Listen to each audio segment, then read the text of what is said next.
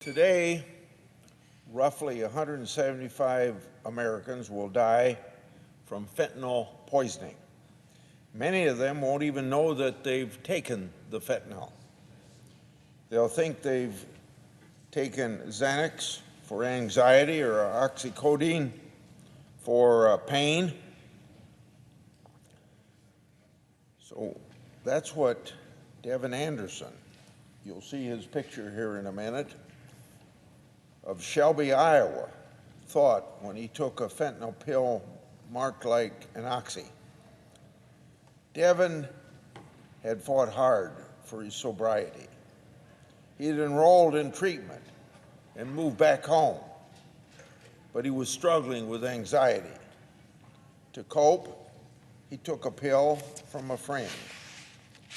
Devin's co-worker came to pick him up for work in the early morning of February 24th this year.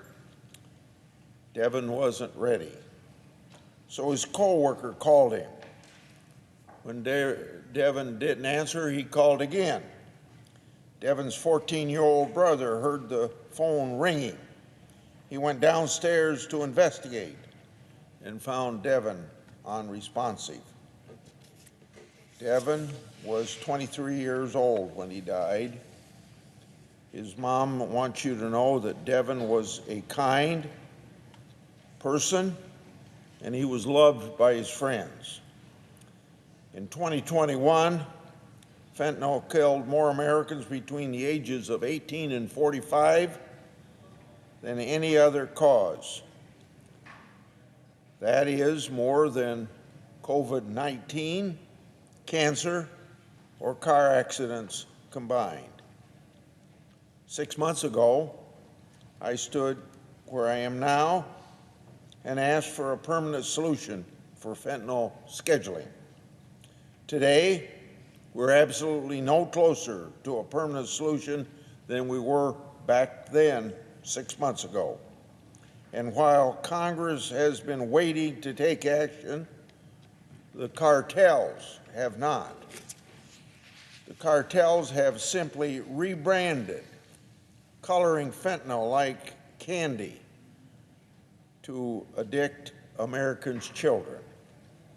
Fentanyl is in our schools, like Blackwood, New Jersey, where a 12-year-old overdosed on a school bus after his uncle made him clean a fentanyl trap house.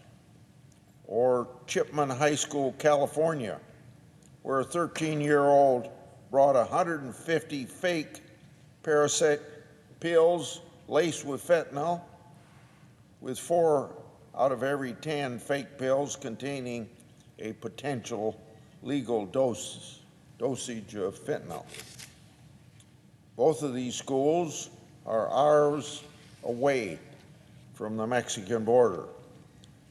But despite Custom Border Patrol's efforts, fentanyl has reached our children's hands.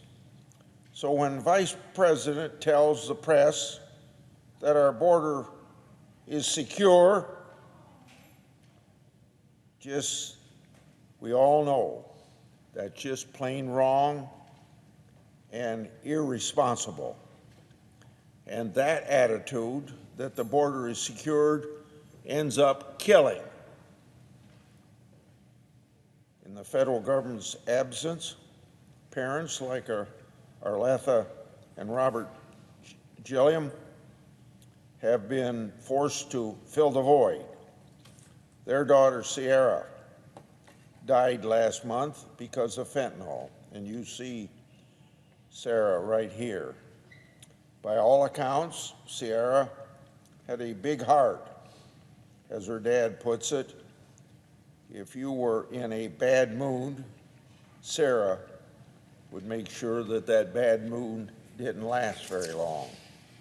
And even though she'd graduated from Iowa's Ankeny Central High School and lived on her own, she still FaceTimed her mom every day. But on August 23rd this year, no one could get a hold of Sierra. So her grandparents drove by her house. Her car was in the driveway. Sierra's grandparents knocked, and both on her doors and her windows. No response. Finally, Sierra's grandpa crawled through her bedroom window. There he found her dead in her bedroom floor. Fentanyl shut down her organs, and she went to sleep. She never woke up again. She was only 22 years old. Sierra's parents are now searching for answers they never should have had to find in the first place. They've offered a $50,000 award to locate the dealer who supplied the fake pills that would kill her daughter. They deserve better than that. They deserve congressional action.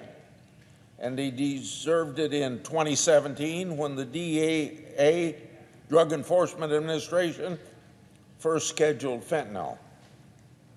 Grieving parents are the unsung heroes of the fight against fentanyl. Time after time, they push through their heartbreaks to share their stories, as you heard me tell, for two families. And now they demand action so that more kids don't die. It's time for Congress to match the efforts of those parents.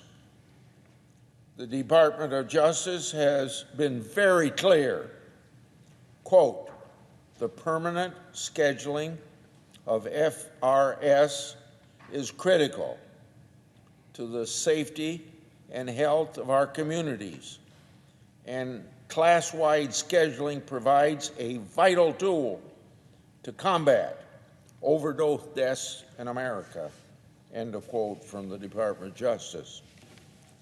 For those that we've lost, like Sierra and Devin, and for the countless lives that we will save if we take action, it's time that we give them the tool that they need, and that's the scheduling of fentanyl, and on a permanent long-term basis.